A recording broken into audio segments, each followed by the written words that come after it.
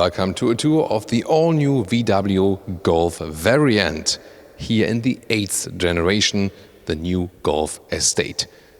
We'll show you exterior, interior, and what we can tell you already about the driving experience, also including the Golf Alltrack, this off-road or crossover-ish version of the variant.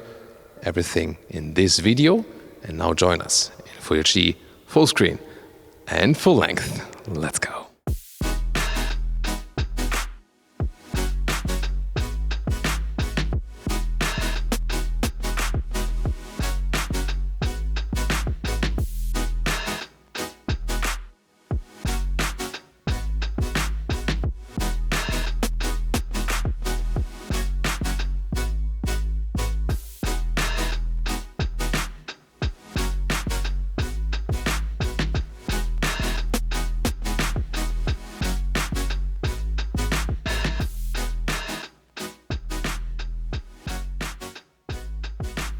In the front, Golf 8 hatch and Estate are not too different.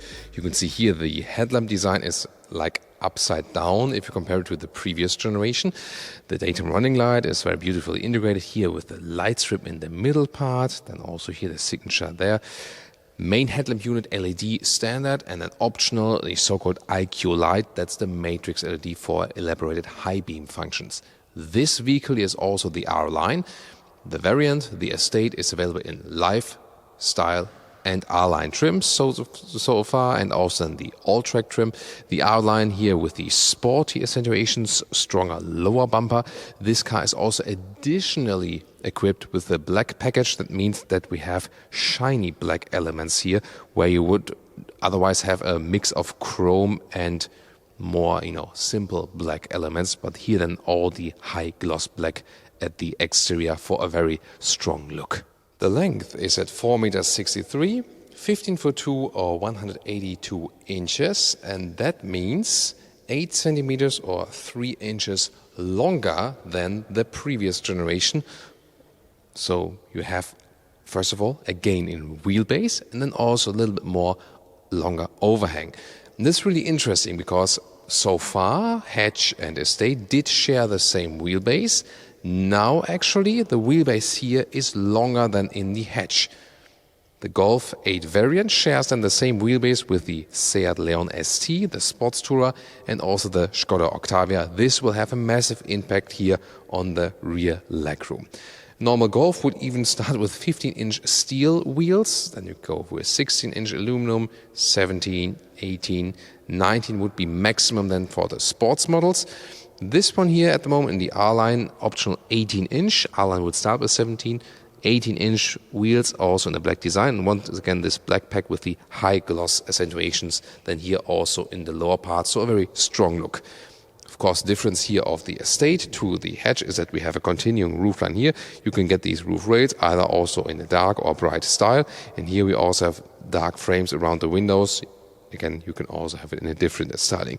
A typical classical compact Estate style, nothing too fancy, but here in this R-Line, this already starts to be fancy. And by the way, suspension information, you either go with a normal suspension or optional the DCC, dynamic chassis control. This is then the adaptive suspension available for all the different versions.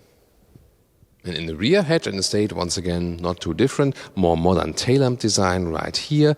ETSI, by the way, means that this is the mild hybrid technology for this turbo petrol engine. Soon more about the engines.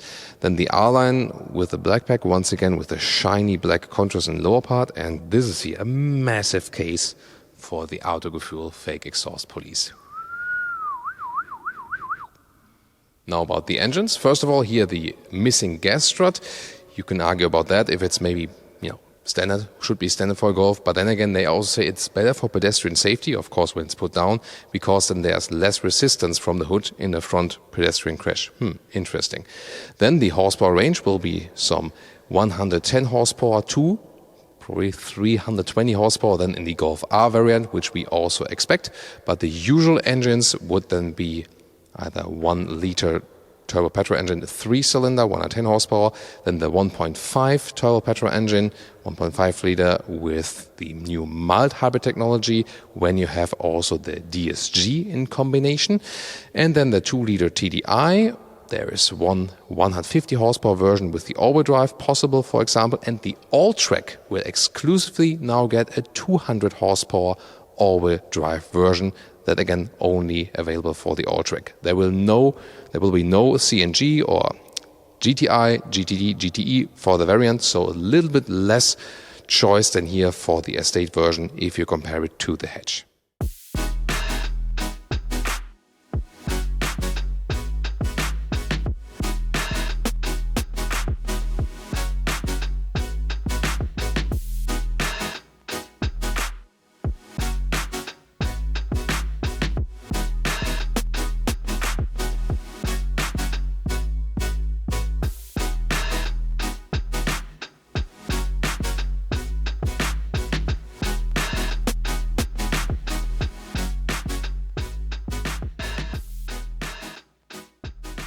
This is the new car key. And of course there's keyless entry. Put your hand on the outside to close the vehicle. Then also the mirrors fold in if you have that option. Very well integrated, you see. It's like really close to the vehicle. Pretty cool. And then of course the door closing sound. Ah, nice. That's a reason why you would buy a Golf. Then also on the positive side, soft plush material here at the inside of the doors, in the front at least. Then this is an insert, different stylings available here. Then the microfiber surface, because we have the R-line interior here as well.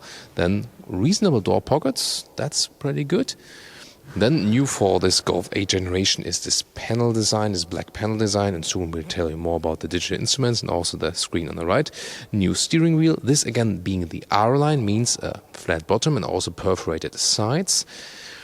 Here, integrated buttons, so there is a base steering wheel available where you still have manual buttons, so to speak, and this one is this, let's say, one button design where then have the capacitive fields on there. I really don't like it. Really, it has been a struggle in the ID3 to control it. Sumo deals to that, but the look of the steering wheel is pretty cool. And the highlight of this very vehicle, the seats. There is the base seat available for the Golf 8, and there's a ergo comfort seat, fabric and microfiber mixes, no animal skin. And here, this is then the optional sport seat in the R line. Same form will also be for the GTI and the hatch, for example. And this is a very, very cool mix. I mean, it looks pretty fancy. Fabric on the inside, microfiber then on the inside bolsters, and outside some leatherette. So this seat is all animal free, and the whole Golf will almost all be animal free except for the steering wheel and the higher trims, and they're working on that. Also, the comfort for these sport seats is really good for tall persons. You're a little bit tighter here in the upper shoulder areas, but still they don't cage you in. So you still feel very comfortable, really at home. And the comfort of the seats in general of the Golf has been improved. At the moment here in the lowest position, and with the 1.8 A6 or 6.1, there's still some headroom left. No problem for tall adults. However, this one here then with the panoramic roof, this one does reduce then the headroom a little bit. So if you want more headroom, you would leave out the panoramic roof. Here, however, of course, you can open it and then have some more light in the interior. Interior overview. In the front is not really different from the normal Golf 8 hatch. In this new generation, also soft plush top part. And here the design lines, they get a little bit more narrow to the outside. I think that's really well done. Then the integrated screen here on the right side, either 8.25 inch or 10 inch screen. This one here is the bigger screen as well. Soon more details to this screen. Other thing I can already tell you is here the volume control right here with sliders, and also the temperature control here with sliders. And this is really splitting opinion. No, I think it's not splitting opinions. Everyone dislikes it. Sorry, that's it. Then on the left side, 10.25 inch digital instruments. This is always standard, just like it is. And I think it's also a good choice not to have different sizes there, on the left side. So more details for that. On the right side here of the steering wheel, we have a heated steering wheel. That's quite good, of course. Nice option in 3 levels. And then you slide here for next song, for example. And this one here is to control the inside of the digital instruments. And you get something like acoustic feedback as well. And yeah, you feel also that something is, reacting there inside, but still you don't have such a good feeling as it would be a normal knob, especially while driving. I think that's really irritating. And on the left side, to me, that's even a little bit more critical. Here to activate or deactivate the ACC, adaptive cruise control, and when you have the normal button steering wheel, you can set with resume or set. You can go 1 and plus and minus 1 kilometer, and with the plus and minus you can go 10 kilometer steps. Here it's the case. This is like a 2-level one. So you either press slightly or a little bit more in. That's just on this side for 1 and 10 kilometer steps. You have to know that. But yet again, the feeling for that is horrible. Really, you cannot feel it very well that you can do it while driving. And then here, this is again for the volume, but also, I think this is, in the E-Class, it was a little bit better, these touch fields, but still it was worse than before, and here it's even worse than before. I can just tell you, stay with a base steering wheel, not to get this here in the Golf. At least there is a base steering wheel where you still have the knobs. Then, moving to the right side, you have some hotkeys left for the infotainment system, for example, to reach the climate menu, or for the assistance systems that you can maybe deactivate some, but this is also, I'm not sure what they thought about that. And then you have to activate it first. Well, and then in the lower part, 2 USB-C chargers. Then there's an inductive charging pad. You might want to use the cable connection for Apple CarPlay, Android Auto. Apple CarPlay would also work in a wireless way. Then a slim middle console here with the new DSG shifting lever, shift by wire, so there's no mechanical link. Therefore, it can be small, and you just put it backwards for D or for the S sports shifting mode. And the transition between reverse and the front gear is also a little bit easier. It goes just faster. Further on the middle console, you have these cup holders. You can also store them like this, then you have a little bit more space in there, or then again make the cup holder. And this here, the rear part, has some, rubber knobs for a little bit more support. 12-volt power supply here. And then there's this leatherette armrest, very well attached, good quality, and underneath some more space. Then the infotainment software here. You have this app view in the main menu, but I think it already looks somewhat outdated, doesn't it? This is always the main menu button. You could also have this main menu where you can individualize. This is here the GPS map. You can see here, this is the Volkswagen main plant, the headquarters in Wolfsburg. Should be a little bit more responsive, I guess. Then you can activate the climate unit here, or then again with the hotkey in the lower part. And then you also have access either classic climate, or you have these climate programs like Cool My Feet or so. It's supposed to make it a little bit easier, but still to access it while driving, definitely a little bit more complicated. But there's also the, hey Volkswagen, what can I do for you? It's hot. Sorry, this is the minimum temperature at the front left. Oh, okay. So, but you see, it works, but we already had it on low temperature. So this would be something where you could change the temperature then with the voice input, for example, or for the GPS input. That's possible.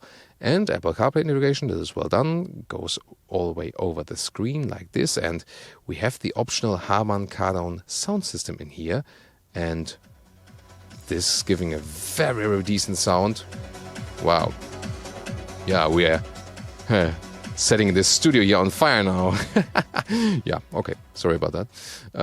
But here, the sliders, again, they don't give you a very good feeling of what you're doing. You can slide it like very fastly, then to go down again. And the temperature sliders here, once again, not really a fan of it. I don't know. I would like to have the separate knobs still. I think this is a technology thing that is not a step forward, but a step backward, definitely. Yeah, but the integration of the CarPlay and the sound is really superb. The digital instruments also show how hot it is here. So we are sweating for you in the studio, 34 degrees Celsius. So yeah, that's very well in the 90s, if not close to the 100s in Fahrenheit. So you can see here the digital gauges in an analog style. This is possible, but you can also check out the view. For example, have the map bigger. This is also one of the advantages then of the digital instruments. So yeah, I think that's also well done. So you can see a lot, but have the flexibility. You can also see, and change what you want to have here on the left or right side, so you can really individualize everything. And the head-up display with the speed, allowed speed, assistance system info, and when you have the GPS set, and also with some direction arrows. And now to the rear compartment. Big change there. First of all, also the R-line design means more microfiber here. However, at the back part, this is the hardback at the inside of the doors in the rear. You can argue about that. And then rest is also the same design as in the front end, especially here very well done in the R-line once again with the grey microfiber. Really a beautiful job. But of course the legroom, it's all about the legroom here, since we have the longer wheelbase, 4 centimeters or 1.5 inches more in legroom. And this is indeed a big difference then to the Golf hatch. See here, a lot of legroom is left, and this is really very good. Comfortable seating position, nice also that they have somewhat a single seat design here in the rear, and you have really a lot of legroom. This is then comparable to a Seat Leon ST in the new generation and the Skoda Octavia, because once again, Octavia, Leon ST and the Golf variant, the Golf Estate, they do share the same wheelbase then. So this is a massive advantage if you go for the variant and want more space in the rear. Then I think also a nice decision that you have then the hatch with a shorter wheelbase, also for the GTI, for example, for more agility. And then the variant with the longer wheelbase, because you would buy the Estate anyway when you want more practicability, right? So I think a good choice. You already can fold the seats from here. This is possible. Then there are ISOFIX anchor points at the outside parts each. Here with cup holders, but non-adaptive, or ski hatch you can fold out here. In the middle parts to sit here on this leatherette surface here, I mean it's decently soft, so I also do fit in here headroom wise, also on the panoramic roof. At the sides, by the way, again, when you would leave out the panoramic roof you would have more headroom, but still works here. And the middle console right here, you can also get a another AC unit here for the rear with seat heating. It's not all properly powered at the moment. And then 2 USB-C ports in the lower part. And now, of course, about the boot space, 611 to 1,642 liters. A couple of liters more than before, than in the previous generation, but what does it mean? First of all, this cover here, very cleverly integrated, just press it down once and twice. So this is a very clean and good solution. Have the rails on the side. Then here also an even loading sill. This is very practical to put things in and out, and you can also remove this whole cover or load more things underneath. A replacement tire would also fit right there. Then just to put some sample luggage in, like this, that you have a good imagination of that, and you can also put it in a vertical way and it still fits underneath there. That's cool. Then you can also fold seats directly from here. This is a very good solution. And some measurements for you. First of all, the loading sill here. This is about 60 centimeters. Then the width, just a normal cover. This is a meter here, also between here and a little bit longer than here between the wheel arches. The total height is about 70 centimeters. And to the sides here with the rails, so under the cover, it's about 46 centimeters. That's quite decent. And the normal length of the trunk before we fold the seats is more than a meter. Then we can also fold the second half right here, and it folds very well, very flat. So this is how it's supposed to be. Good rails at the side, folding the seats from the trunk, releasing them there. Good square dimensions. So probably the best compact Estate as for this. And this is almost 1.90 meters. So yeah, once again, I think this is exactly how it should be done.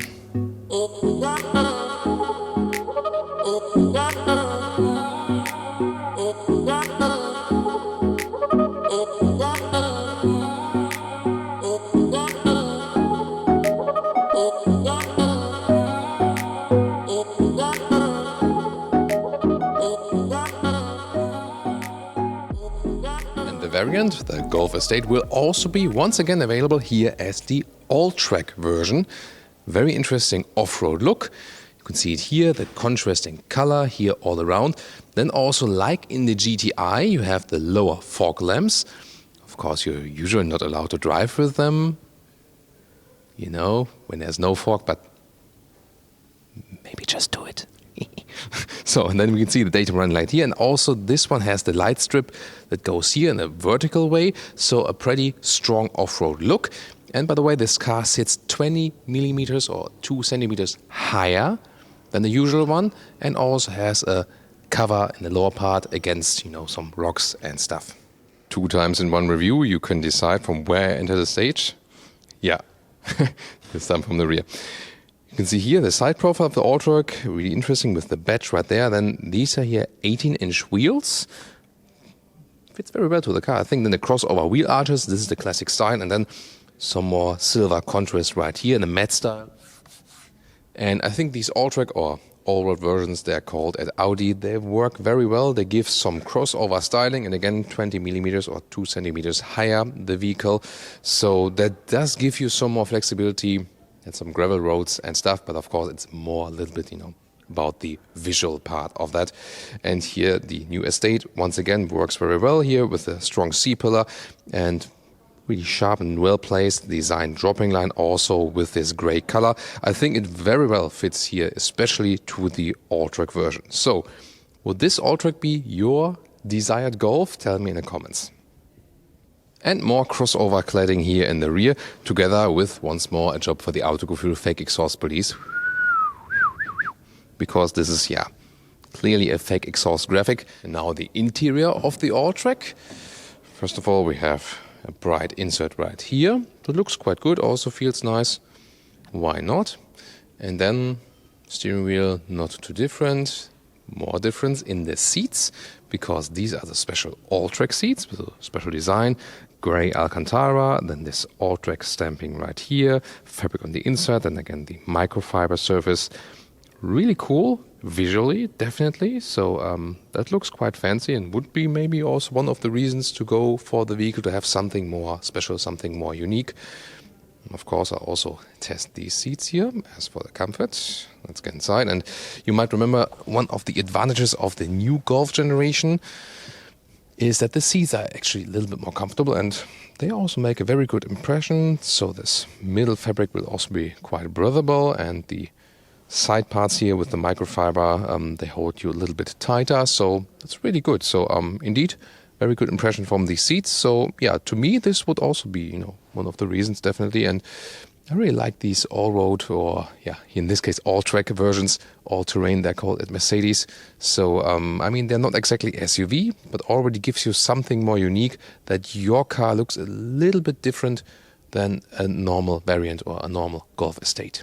And one more look to the rear, that's how the Alltrack looks then in the rear compartment, and the same nice design with the microfiber and the fabric mix continued all over the rear compartment. And of course, once again, with the lengthened wheelbase, more space for you and your family. And now to our conclusion for today with the new VW Golf variant.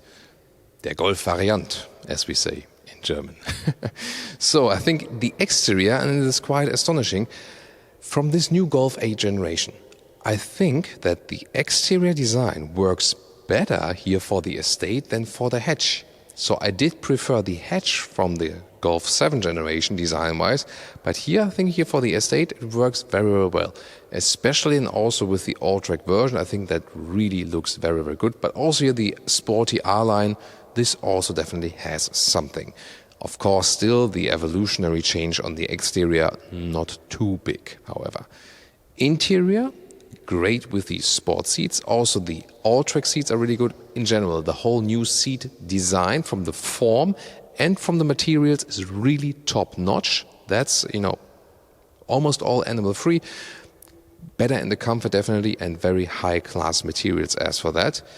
However, the user interface, this is actually a big problem. The digital instruments are just fine, but when you go for these optional steering wheels with the capacitive fields, that's a fail. And also the software in the infotainment system, and that you have these sliders for the volume and also for the temperature.